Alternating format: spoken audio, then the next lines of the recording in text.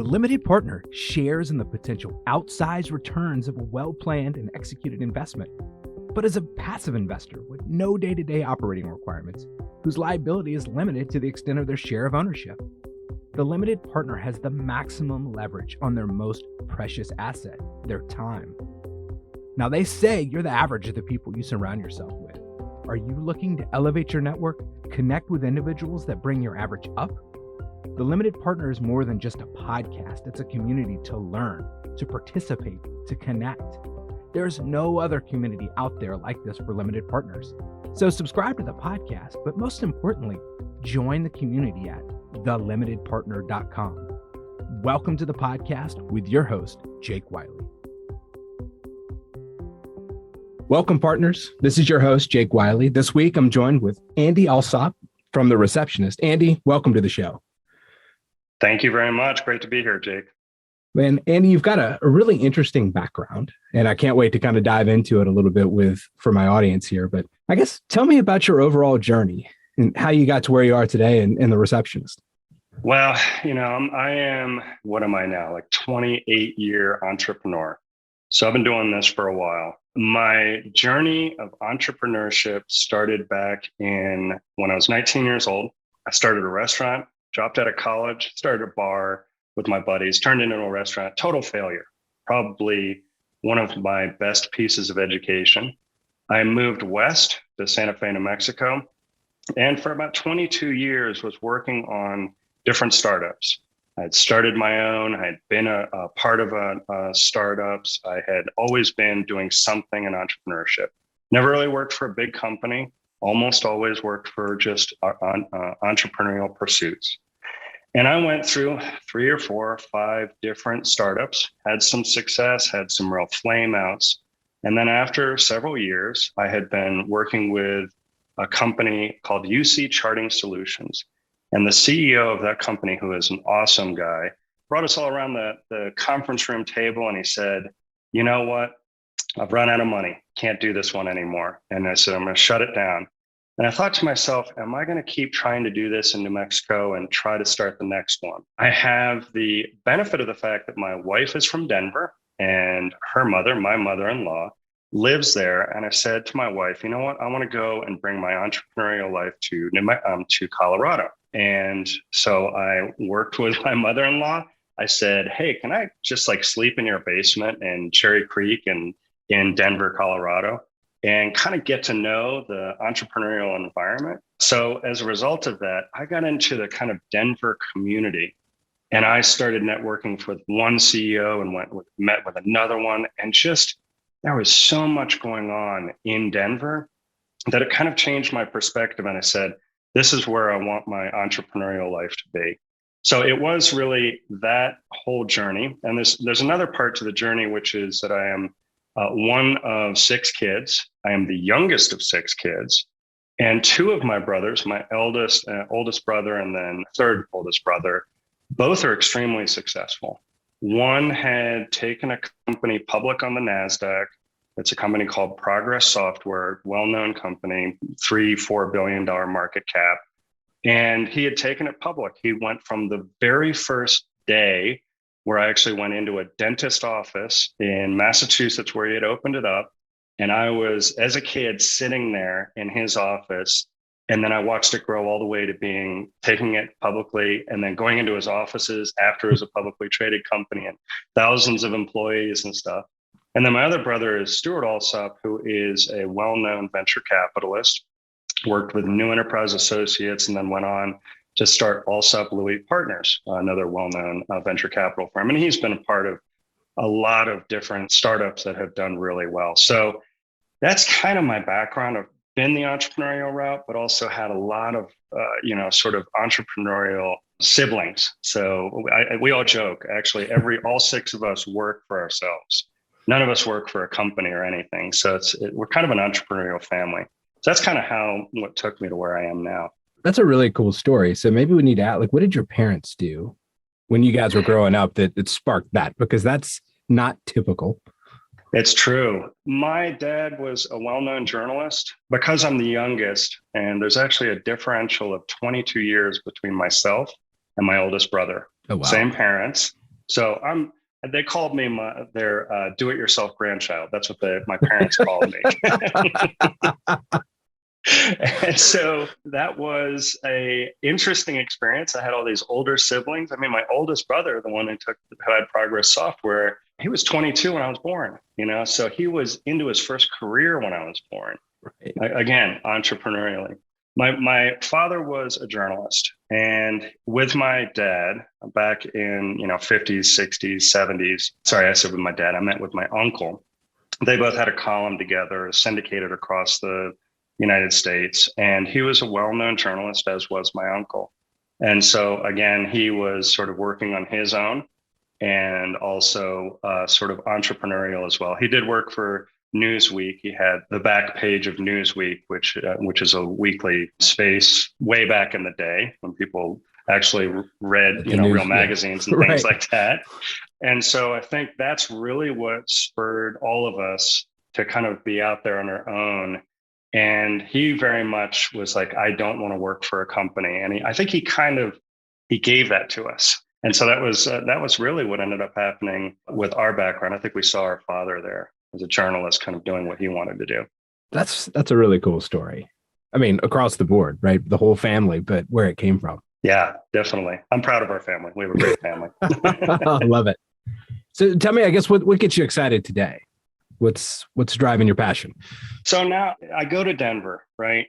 And I do all these really cool things. One, I did this thing called 10-10-10 with this guy, Tom Higley, who's kind of a rock star of entrepreneurship in Denver. A lot of other entrepreneurs know of him and stuff.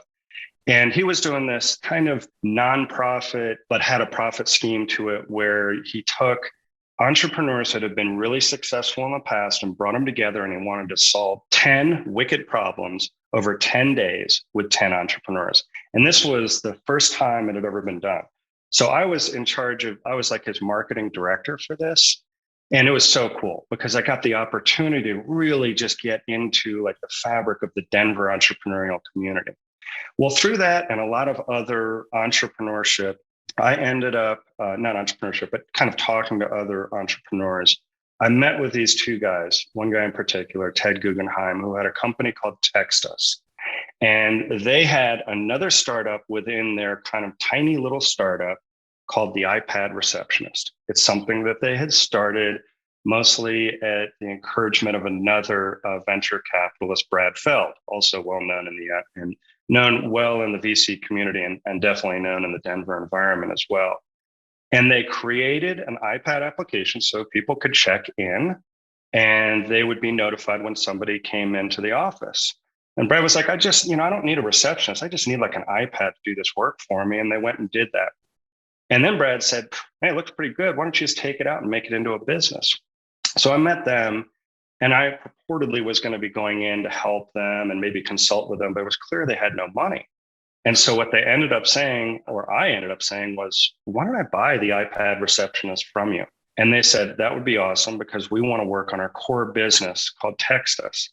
And so after I finished my stint with 10-10-10, I ended up closing the deal to buy the iPad Receptionist, which we then had to rebrand The Receptionist because iPad is a trademark of Apple's and they don't like it when you put it in your name. So you had to take it out of the name.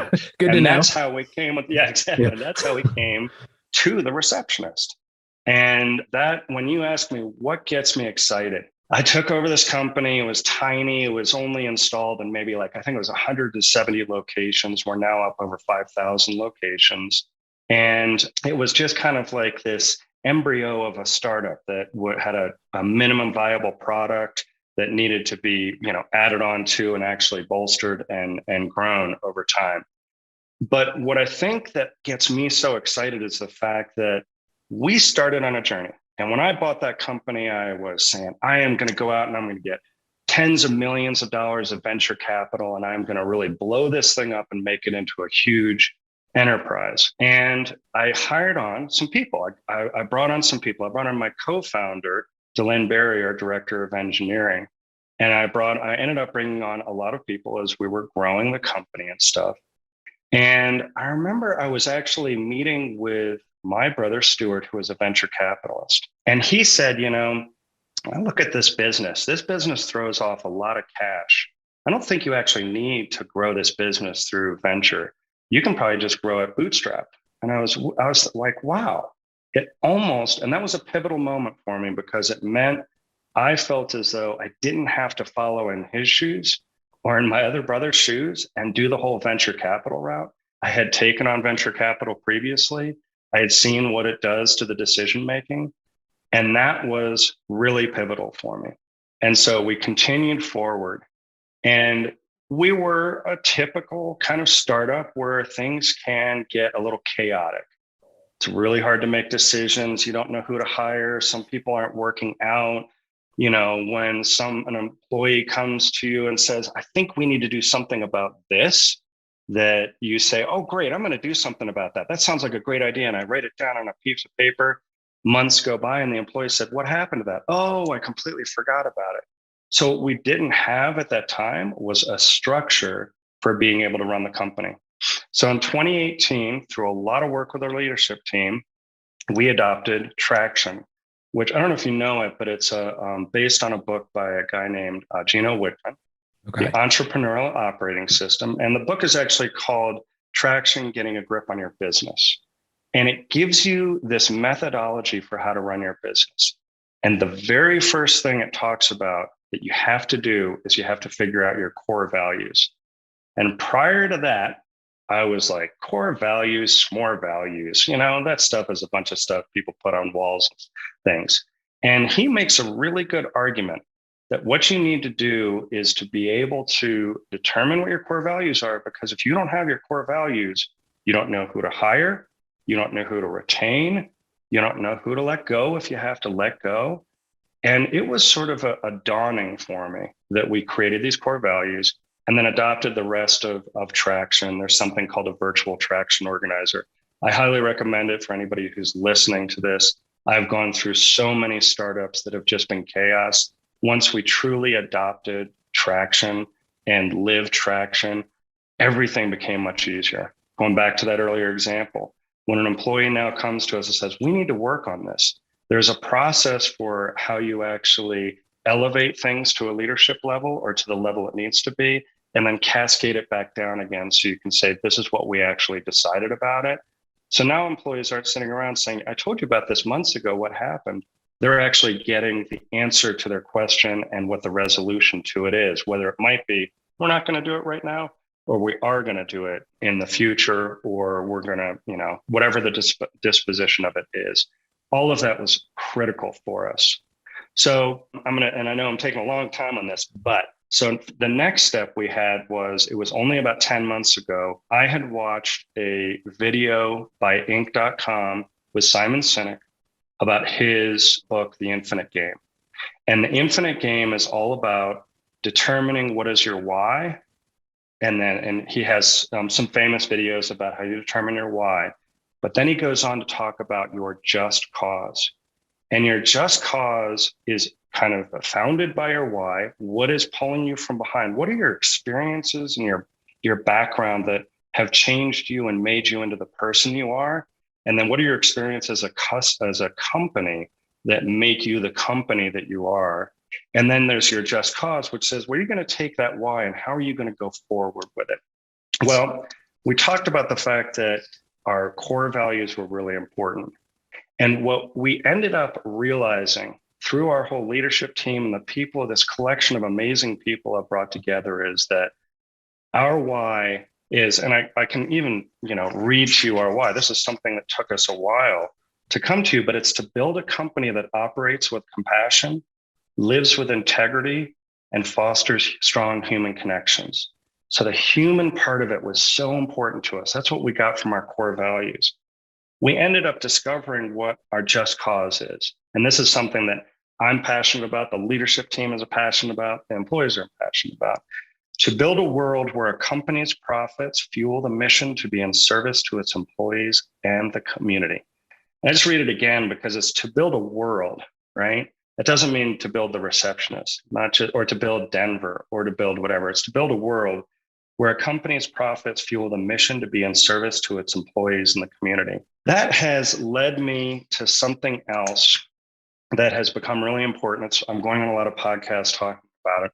And that's something which is the difference between shareholder supremacy and employee supremacy. Now, when I listened to that video of Simon Sinek, he talked about shareholder supremacy. And I went and I dug in a little bit further about it. It was a theory brought up by Milton Friedman in the 60s and 70s. And it basically says corporations have no higher purpose than maximizing the profits for their shareholders. So it's all about the shareholders. And every single company out there is pretty much run this way. They are doing every decision that the leaders make in the organization are to maximize the profits for the shareholders. And what that does is it actually leads to some very kind of grotesque decision making at times. So for instance, let's say that as the company leaders, you are trying to determine what should our benefits be for our employees? Well, what ends up happening is if you are thinking about maximizing the shareholder profit, you are saying they can only be as much as we need to be able to bring employees on and retain them. So I have something else that I've been talking about, which is employee supremacy. The idea here is rather than focusing on the investors, you focus on the employees and you do what's in the interest of the employees. And let's say for that benefits example, you're not necessarily saying we need them to be at the lowest amount they can be. We want the benefits for our employees to be that which makes them feel rewarded, makes them feel trusted, and makes them feel secure going forward. And why would you want your employees to feel that way? Well, who are the people that do the work every single day in a company? It's the employees. Right. I'm not right now answering chats or making phone calls to customers for support or receiving those calls or out there selling the product. That's my team doing that. Well, what makes a company more valuable than when you have a trusting team that believes in the company and then is going to make decisions that are in the best interest of the company because the employees recognize that the company is doing everything that is in their best interest, not just in the shareholders. The result of it is that shareholder value goes up because what you're doing is investing in the people who are doing the work, not just focusing on the people who invest in the company. And I'm not saying investors are not important. I own well over 50% of my company. I am the biggest shareholder, but I believe shareholder value in my company is going to grow faster because we are focusing on the employees, not focusing on my wealth and what I'm going to get out of it.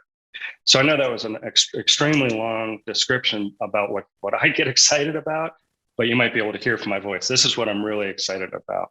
Yeah, look, that was awesome, right? It's a great foundational story of where you are, and I think it's great that you're in a position that you can do that.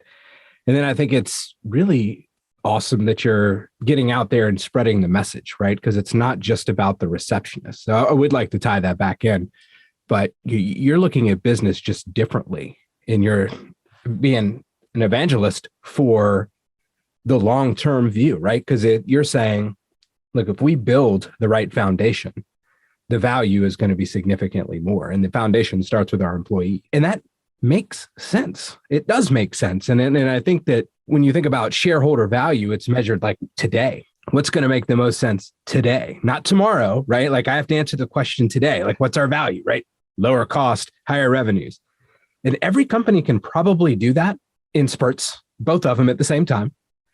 And then it all falls apart. and I think that what you're saying is that like, hey, look, we're going to take a long-term view, and it's very similar. And I don't know all of this. It's been a while since I've looked at it, but like a B Corp, certified B Corp, similar concept there, right? Am I?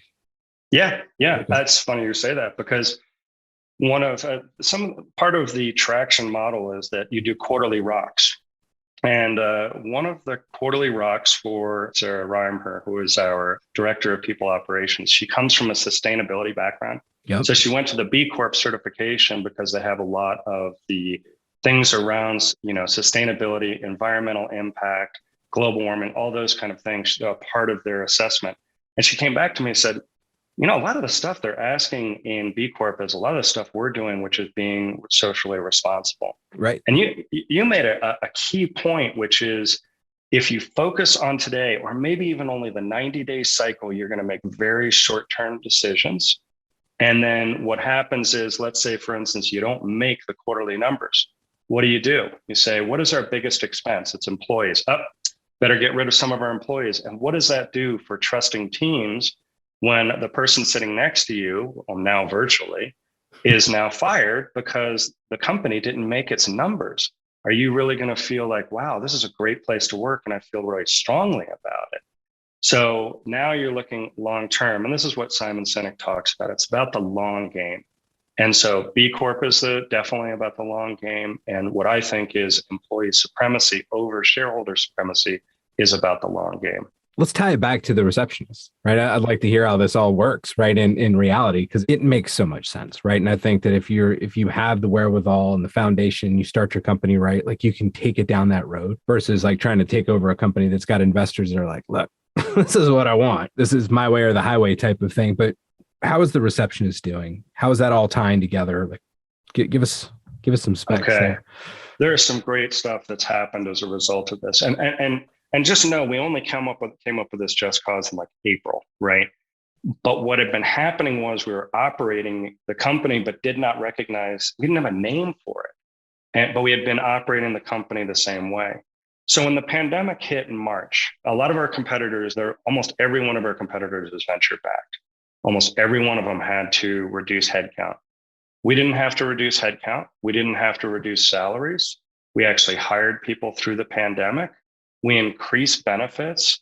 We implemented a program because we have a lot of younger people within the company who had moved to Denver from other parts of the country. We instituted something called the COVID family travel plan, which is if you want to go back and be with your family or go see your family because now you're isolated and you can't just get on a plane like you used to, we'll rent you a car, we'll rent you a hotel on the way so you get there. And we had almost every employee use that program so they could just go back. And they just all came back and they glowing, like, I saw my family and it felt so good during this really challenging, difficult time to be there with them. And each one of them just said, thank you to the company. So what I love about this is that we've created an environment where I don't have to manage. You can ask almost any CEO or entrepreneur, and what are the most difficult challenges you have managing personnel issues? It happens all the time. And we hardly have any personal issues. There are some, I'm not going to say we don't have any, but I would say on the spectrum of things, we are way lower.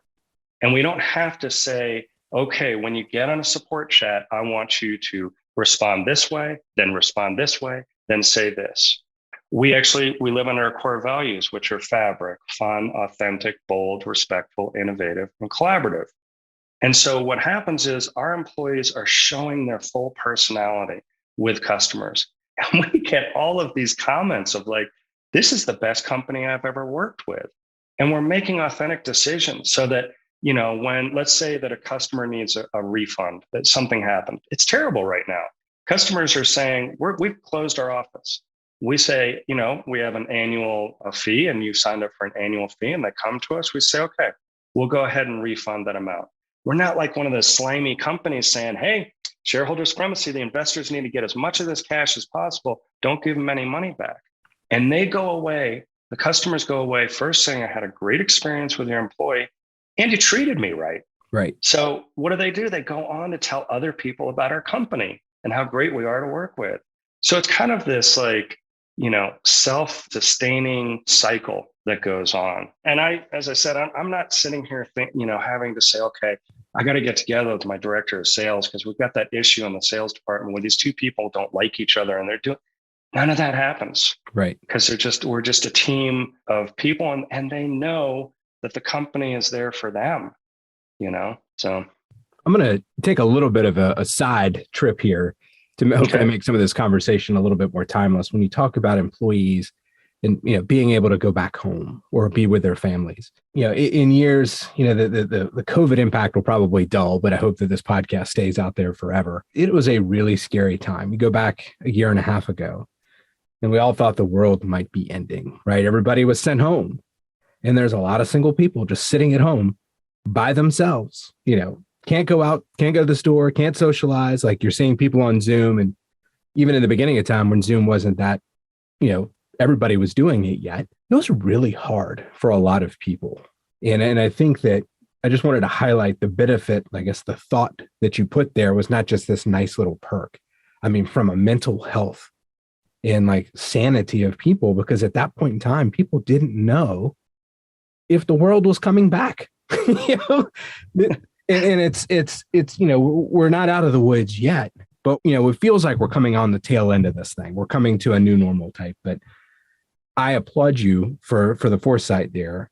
And I think I just wanted to make sure that everybody really appreciates kind of in perpetuity how scary and how alone a lot of people were. So that had to have been so impactful. It was. And I think you take it back to this idea of shareholder versus employee supremacy, right? Shareholder supremacy, you're sitting around a boardroom and the whole leadership team's like, well, that's not our responsibility. Our responsibility is to the shareholders. Therefore, we're not going to offer this program. They're just going to have to figure out how to get back to their families on their own, right? Under employee supremacy, you're sitting there going, saying, no, this is an investment I want to make because I know these are the people that are in front of our customers every day, and they have to work with each other. And so you can just kind of see what the change in thinking can be. And, you talked about companies that already have investors. There are investors out there who will invest on nothing but companies that have implemented traction in EOS. I would love to see this where sort of the more forward-thinking investors realize this is a better way to grow shareholder value. And they say, we will only invest in companies that believe in employee supremacy.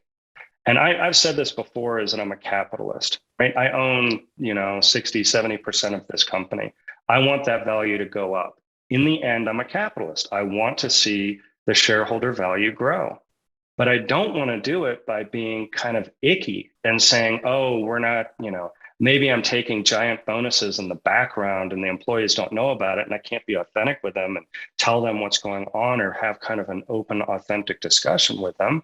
To me, that doesn't work. And that's all that background that I was talking about, is the early days and having these, brothers really successful and this venture capitalist brother and everything else. All of that is what got me to the point of realizing this is the way to do it. And so the COVID family travel program was like a no-brainer. It wasn't even something we spent more than 2 seconds talking about whether we would do this. We were like, we're doing this. So yeah, I love that. And I'm going to let the listeners in on a little secret. You can thank me later, but ESG, so that's environmental, social, and governmental, like investing, impact investing, that's real. It's coming, and it's not a fad. And investors are starting to take a long view on their investments, right? It's not necessarily, hey, what's the best return we can get? It's all financial. I mean, they're literally talking about, is this investment going to be underwater? I mean, sea rise type stuff, or without water, drought type stuff. Are employees and talent going to be there in the future? Those are all really coming into play. And I think that money, smart money, big money, it's clouded right now because there's so much happening in the marketplace that it's happening. I want to tell you it's happening, but it's hard to see because there's so much activity and the markets are just crazy. But the big and the smart money is looking at that, and they're making plays and investments and strategies around environmental, social, and governmental policies. And it's exactly what you're talking about. And I think that you got there kind of ahead of like the curve, but smart money is looking at it. So that's my little secret tip of the day is that it's not a hyperbole here.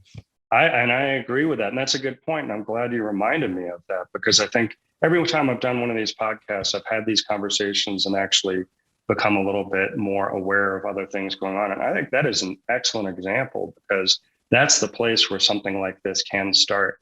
Because in the end, a lot of those companies that have maybe double bottom lines where they might have a social impact and also, one of profit, still have that shareholder, supremacy mentality. But if you could change it that's the way you can make it an effective double bottom line company, because you're getting the shareholder value by focusing on the employees rather than on the shareholders, and then also having the social impact as well, or the environmental impact or the governmental impact, like you said. Yeah, I love that. Yeah. In the Great Resignation, right? So I guess making this timeless again, we're in the middle of the Great Resignation where employees are now voting with their feet more so than ever before. It's not really optional. You have to take care of your people because they can go somewhere else. And there again, this goes back to where's the smart money going? The smart money knows that the companies that are figuring this out now are going to get all of the talent. And like, that is the reality, right? It is a long game for the big money. And, secret hint, Andy, you're ahead of the curve. So congratulations to you. But, this is the future. And this short-term mentality is going to go away quickly. True. And and I didn't even mention that. And that's so great that you brought that up, is that's one of the points I say, is that if you have an employee supremacy model, you're always going to get the best employees. We're at the point now that I'm talking about it. It's getting out a little more, and employees are coming, or applicants are coming saying, I heard these podcasts. We want to work for the company, because who wouldn't want to work for the company that isn't focused on the shareholders, but is focused on the employees who are doing all the work? And so you end up getting some of the best employees, which gives you a greater competitive advantage in the marketplace. And so you're right about that. That's excellent. The other thing too is that I've always been worried that some people say this is some sort of socialist movement, that, oh, we're just doing it so that the employees can say kumbaya and I love the company and everything. And I've said it before, I'm a capitalist. It's not about capitalism. It's not about a socialist movement. It's about a capitalistic movement. It's how you grow shareholder value, but you do it in a different way. Yeah. I mean, it's, I think a good analogy would be like, if you're a farmer, you can hope that it rains, right? Because that's the cheapest way to water your plants. Or you can install irrigation, right? And then or you can fertilize too. And all of those things cost money, but the big farmers are doing all of those things, right? So it's the same thing with your people. Is it like, if you take care of them, you nourish them, you get them there, and it's not all about money, right? Is it flexibility? Is it benefits? Is it, the crazy thing is you got executives that make millions and millions of dollars, but the thing that changes their mind about working for a company is whether all of the benefits are paid, like their health insurance, like they don't have to come out of the pocket. Like, that's the craziest thing I've ever heard, right? Because they could be walking away from hundreds of thousands of dollars, but they're like, oh man, this benefit plan is something else. And that's not necessarily a great analogy here, but it's not all about money. It's about taking care of the individual. And then I think what you're saying too reminds me a lot of the 4-Hour Work Week by Tim Ferriss, when he talks about empowering people and just be like, just figure it out, right? Here's some general guidelines. Mm-hmm. And then he started small. Then he was like, well, you know what? Like, let's see what happens if we give people more power and more power and more power. And all of a sudden he's like, man, customers were happier. Returns are way down, like costs were way down. And here I was worried that people were just going to be giving away the farm. And like, that's not what happened at all. Like, we have happier customers, happier employees, and it's people are empowered to make the decisions on their own and know that we support them. And it's exactly what you're talking about. Yep, that is exactly what I'm talking about. Yeah. And I hear about the decisions that our employees are making or the actions they take, and I'm just dripping with pride. I'm like, I didn't ask them to do that. I'll give you an example. Alex Latham, who's one of our developers, he just finished our Teams integration so that our visitor management system now will integrate with Teams so that people can get notifications on Teams when a visitor comes to meet with them or whatever. And he worked tirelessly on getting this integration to work. And then nobody told him to do this, but he went out and went to every individual on the sales team and every individual on the marketing team and went through exactly how the Teams integration worked and what the value of it was and everything, so that every one of them knew. Nobody told him to do that. That is just part of when you create that kind of culture where you don't feel like you have to go ask, is it okay if I go and talk to everybody? No, just do it. That's the best thing for the company. That's in the best interest of the company. Go do it. And you just get that kind of outcome. And we get that type of outcome all the time. Or that's not really my job. Like Right. nobody asked me to do that. So like, I'm not going to do it. Exactly.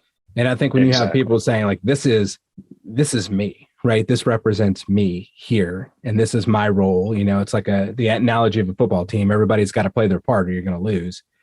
Right. When you know what your part is, and then you just take 100% ownership of it, the rewards and the outcomes are amazing for not only you, but for everybody else. But you got to create a culture where that happens naturally. It's true. It's true. And that's why I think that journey of, it was chaotic in the beginning, then we adopted traction, then we started to figure out what our why was, and then we put this in place. A lot of people have said, what would you recommend other companies do or other startups do? And I always say, implement traction. I think it's something that has completely transformed our company, got us focusing on our core values, figuring out who are the right people to be in the company. There's a methodology called right person, right seat that is part of that. And then once you do that, go and work on the infinite game, which is first, figure out what is your why. And then second is figure out what your just cause is. And that's where you can get to implementing something like employee supremacy. That's awesome. Well, I know you wanted to give something out to the listeners here. Yeah, I did. So this is from the marketing team. They did this similarly. They did this on their own, but they came to me and said, hey, Andy, when you're on the Wiley podcast, can you please mention thereceptionist.com/Wiley? Again, that's thereceptionist.com/Wiley. And we'll put that in the show notes. Yep. Yeah. Okay. Put it in the show notes, please. And you can get a $25 Amazon gift card for starting a free trial with our company. That's all you have to do. Start a free trial and we send you a $25 gift card. It's not an entry into like a drawing or something. You actually get a $25 gift card. And what you're telling me too, if I remember from earlier parts of the conversations, you're not signing me up for a 3-year commitment or anything. No. All it's signing up for is just try it out. Try it out and get $25. Okay. That sounds like a pretty good deal. Yep. And I should say what our system does is a visitor management system. It runs on an iPad. You can completely configure it. When somebody walks into an office and they type in Jake, it will actually send you a text message saying that Andy's here to meet you. And then you can go down to the lobby and meet them. So that's what our software does, in addition to badge printing and all these other things that you might need in your office for reception type work. That's awesome. Okay. Well, I like to close out the show with a little bit of gratitude, and I think that you'll appreciate this. None of us got to where we are on our own. And what I want to do is I want to share, I guess, from you, who would you give a shout out to that helped give you a leg up along the way? Yeah. And I think I'm going to go with 3 people on this one. First one is going to be my oldest brother, Joe. Just having somebody in that place who starts a company and takes it public and just watching it blossom. I had such strong feelings about seeing that happen. He's also been with me throughout almost all of my startups. Similarly with my brother, Stuart, he was has always been a strong influence. If anybody knows Stuart, he is an outspoken individual. He doesn't have any trouble sharing his opinions or thoughts, and he's always done that with me, and I've always appreciated it. And the third person that I want to give a shout out to is my director of engineering. My co-founder, Dylan Berry. We always call him the question asker. He never says, you should do this. He always puts everything in the form of the question. He was the one when I was sitting there back in like 2015 and I'm talking to him and the rest of our leadership team. And I'm like, we have to grow. And he looked at me, he said, why? And I had this blank stare. I had no idea because I didn't want to just say because we need to all get rich or because we need to get big. Right. That question started me on the journey to figure out now why we have to grow. We have to grow this company because we have to show the world this is the way to run a company. So, and now I have a real purpose that's more than just, oh yeah, I want to get rich. Well, that's awesome. Well, thank you for sharing that. And I hope they listen. Yeah, I definitely hope so too. Well, Andy, this has been a great conversation. I really appreciate having you on. Well, I appreciate it, Jake. Thank you very much for having me on.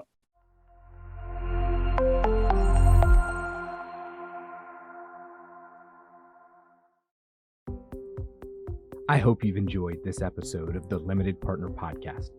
Please subscribe and leave a review. If there's any reason you wouldn't leave us a 5-star review, please email me directly at jw@jakewiley.com.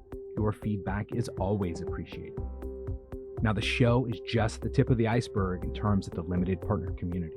It's a community where limited partners can come together, Learn about what best in class looks like, opportunities, and most importantly, a place to connect. There is nothing out there like this. So head over to thelimitedpartner.com and sign up. We'll see you next time.